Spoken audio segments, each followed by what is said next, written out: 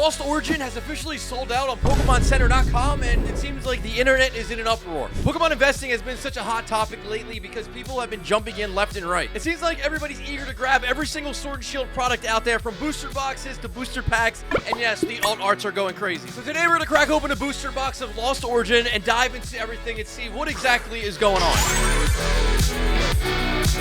I don't know. Sword and Shield, it's like it's out of print. It's the last generation. Now we have Scarlet and Violet. People seem like they don't really care about Scarlet and Violet that much, and then everybody is going crazy for Sword and Shield. It definitely was a really good generation of Pokemon cards in general, and just Pokemon as a whole. It was like during those times when Pokemon kind of came back into the main light, and people just jumped in left and right during this whole generation. But yeah, this Pokemon Center, it says out of stock. That doesn't mean necessarily that it's gonna be out of stock forever. If they might restock it again, but everybody online is just kind of like talking about this. And I mean, we kind of have to move back a decent amount to get to this set. So we have Temporal Forces, the latest set. This one's coming out soon. Twilight Masquerade, but we got 1, 2, 3, 4, 5, 6, 7, 8, 9, 10. Yeah, so it's like 10, almost 11 sets ago when this was released. But yeah, just in general, the whole Sword and Shield era is just going nuts now. You got Evolving Skies going crazy, Chilling Reign, like literally everything. It all trickles down. I feel like it starts with Evolving Skies, and everybody sees that Evolving Skies is going absolutely crazy, and then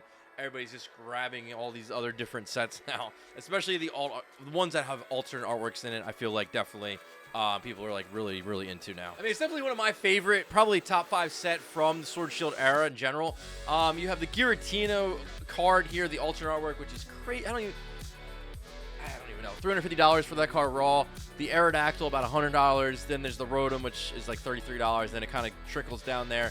But then there's also the Trainer Gallery. Trainer Gallery has a ton of really cool cards. That Pikachu VMAX, the Pikachu V. And then there's all these other really, really nice artworks that are actually really affordable. But all right, we are going to jump into it. Lost Origin here. Let's see what we got. This is a booster box. I mean, the date on the bottom is 2022. It was not that long ago when this was officially released. I mean, it hasn't even been 2 full years. It's literally been a year and a half since this set was released, which is kind of wild to think about. But yeah, I mean, September of 2022 is when this came out. We are cracking open one box. Let's see what the pull rates were like back then. Let's see how everything was looking. But there's 36 packs in here, obviously. Let's crack this open here. Let's start off with the first pack in the front. We got the Giratina artwork. I'm also going to be giving away a stack of Lost Origin booster packs to 1 subscriber. So if you'd like to enter the giveaway, all you have to do is number 1, smash the like button. Number 2, make sure you subscribe to the channel with notifications on. And then number 3, leave a comment down below in the comment section. Sword and Shield. I don't know, the race to Sword and Shield right now. Seems like everybody's overlooking Scarlet and Violet in terms of like buying things. We got Roselia and a Rhyperior. Now look, I was talking about Twilight Masquerade. I don't even know how many videos ago, or maybe it was a live stream I was talking about it, and I don't know what is actually going on with that set because I don't know if it's just me and some people that I know, but allocations for that set are really, really, really, really, really, really, really low. I don't know if there's going to be maybe they're just splitting it into 2 print runs, or if maybe like people just aren't buying Scarlet and Violet as much. I don't really know what's going on, but I'll tell you, it's the lowest allocations I've seen in years and years and years. Like, it's actually pretty crazy to see. No, I don't really know what's going on. Nice, we got a Trainer Gallery and then a non-holo. Because you'd think, Pokemon was talking about how they got all these new print facilities, and everybody was always like freaking out about, Pokemon not printing enough, Pokemon not printing enough.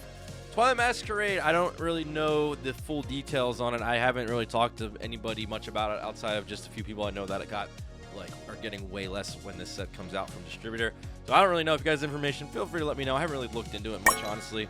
We got a Chandelure and a Kieran V. Nice. The double pack magic is one of the coolest things from this generation. All right, Lost Origin. Yeah, the hunt for the Aerodactyl was a fun one for this one. Just trying to complete the set was a lot of fun. I miss doing those streams. I haven't done them in so long, but I want to get back into it. Pikachu, Jinx, Litwick, Oddish, Luvdisc, Beautyfly, Cresselia Holo. Something about those yellow borders.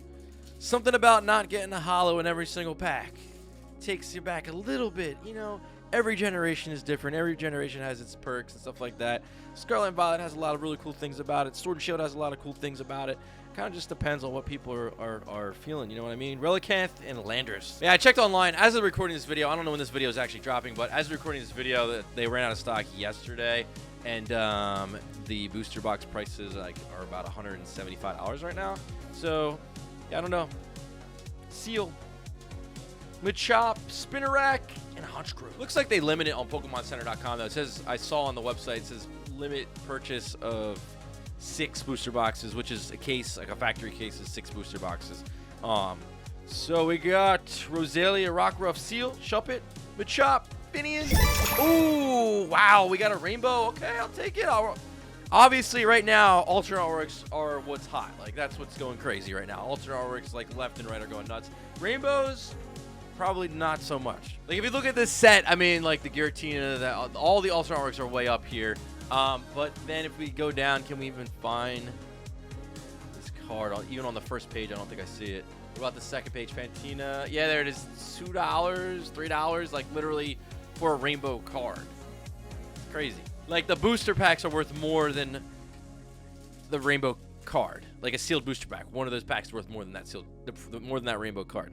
Yeah, it's interesting, but you know, I think people, it's like what people want is really those artworks. There's certain artworks that just people really like, that with certain Pokemon or certain trainers or whatever, and they do really good. Some of them are really tough to pull.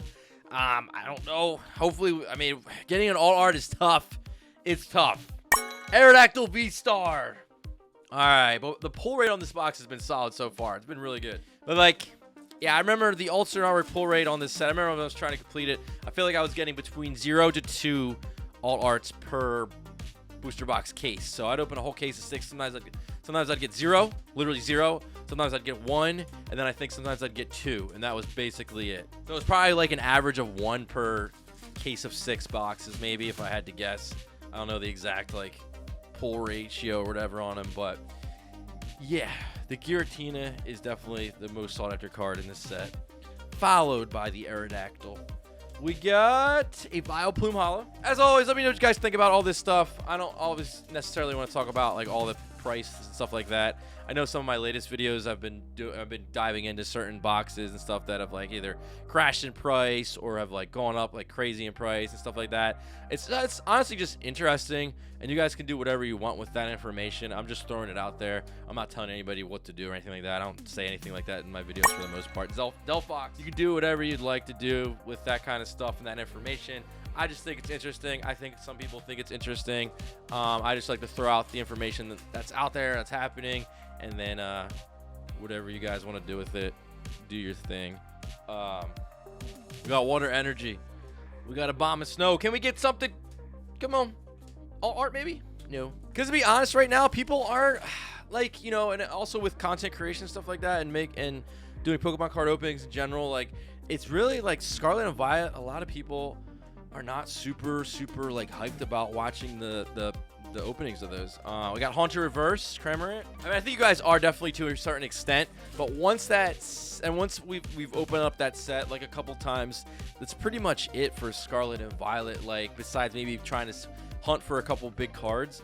But like, I noticed with Sword and Shield, a lot of people are like going back to it and feeling nostalgic for it already, because a lot of stuff has changed. We got Pikachu, nice, one of the best trainer galleries. Oh man, this box is fire. Yo, look at that. Best pack so far, dude.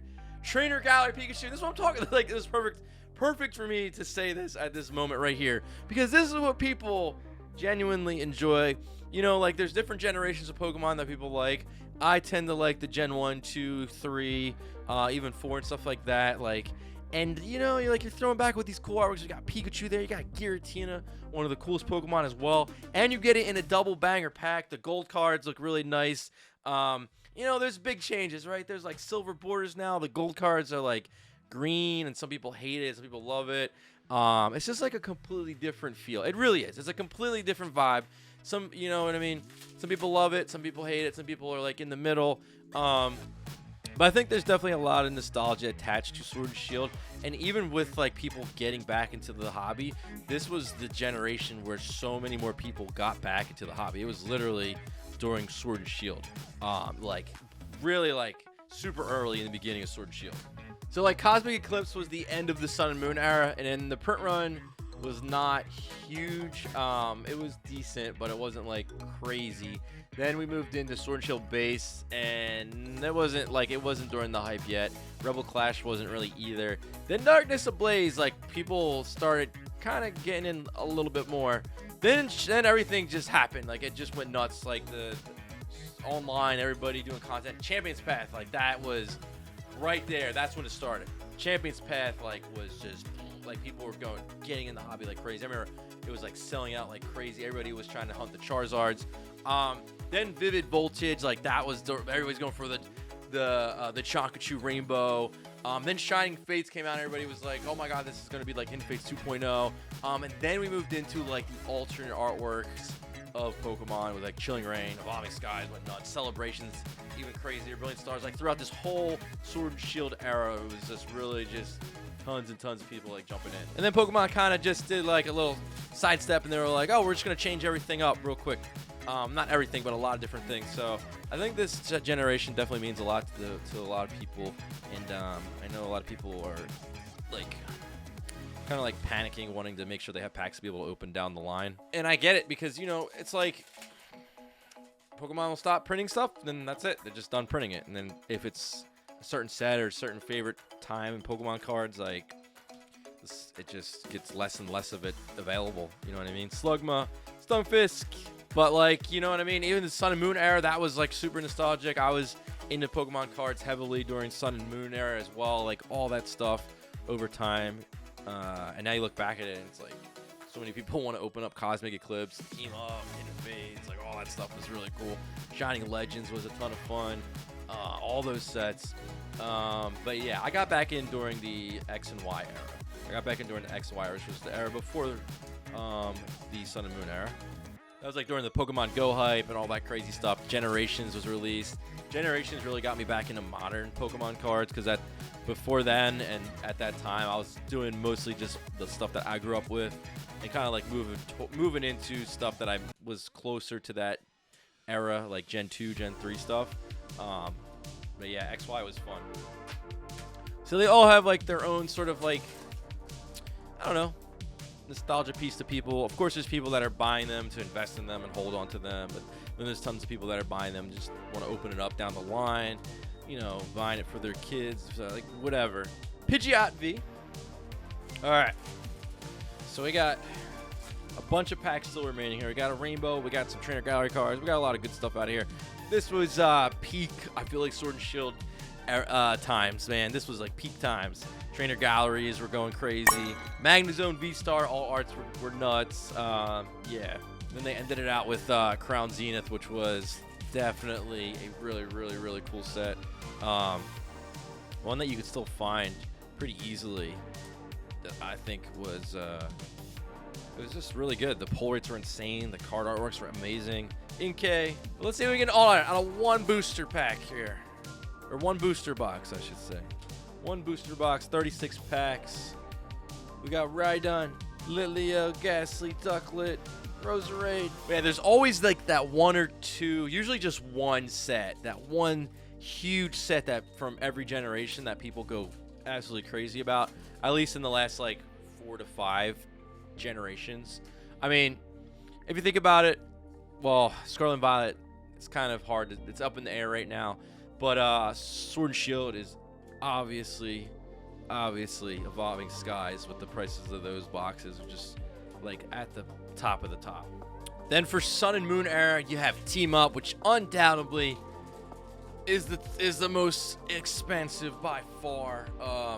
With other sets starting to really move up there pretty high, but like compared to Team Up, it's still like, I think the Team Up booster boxes are over $2,000 each. They had so many things going for it. It had the tag team cards, really, really good artworks, really great Pokemon. Super short printed, super short print run. Yeah, that was a crazy one. Like, Team Up is genuinely tough to find. Like, for a semi-modern set, it's genuinely difficult to find Team Up. And if you find them, they're like thousands of dollars a box. Pretty mind-blowing. And then for X and Y, you're talking Flash Fire, I think would definitely be number one. It's just a set literally just filled with Charizards, all different types of Charizards. Dustox. But yeah, there's tons of other sets from all the generations that are still really sought after and really expensive, stuff like that. But like the top ones that kind of just like push past all of them for some reason, for whatever reason anyway. Flashfire's definitely up there. I think right after Flashfire would be like Phantom Forces maybe. We got Lampent, Ghastly, Murkrow, Wurmple, Snorlax, Trainer Gallery, never gets old. But then anything older than that generation, maybe after Black and White, kind of depends. But like anything after that, all the sets are just crazy, ridiculously expensive just because of how rare they are and how old they are. So then at the end, it's like they all just kind of all become like insanely valuable and tough to find. But this is more modern stuff. There's way more people in it. There's way more printed, I guess. So yeah, it's tough to say. Even though Wizard of the Coast era base Jungle Fossil Rocket was printed like crazy. Bronzor. Goodra V. We got so many pulls from this box. Yeah, just count. We got 12 so far. 12 pulls so far. No alternate artwork, but might happen. We're out with C-Dot Slugma. Alright. Oh, that's a bad code card. So still could have a Trainer Gallery in it. Come on, Apom. We got Bandit. Okay, there's like 4 more packs left here. 4 more packs left here. Oh, I keep showing the code card. That's another one that's not too good. 12 pulls so far. Come on, let's make it to like 14 or more. Jinx. Makuida.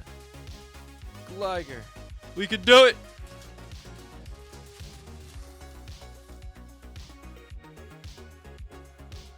Alright. It's time. Swan, Porygon 2, Blipbug, Finian, Spinnerack, Honchkrow. Oh, nice. Pidgeot V full art. Nice pull. Alright, 2 more packs. Look at the code card. Ooh, okay, we got something. At least something. Worst case scenario, it's a holo, but something in here.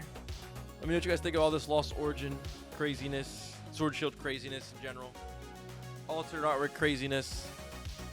Final pack. Let's get some last pack magic here. All right, here we go. Oh, go that way. 1, 2, 3, 4. As always, let me know what kind of content you guys want to see. I'm always trying to bring content that you guys enjoy or is informative, or hopefully both. But yeah, let me know what you guys want to see. Porygon, AK, Radiance, Sneasler, okay, out of nowhere. So we got 14 pulls. 14 pulls is what it's going to be. All right, guys, thank you so much for watching the video. If you enjoyed it, make sure to smash the like button on your way out. If you want some more content, click on one of the 2 videos at the top there. Hit that subscribe button as well. And as always, I hope you have a great day, and I will see you on the next one.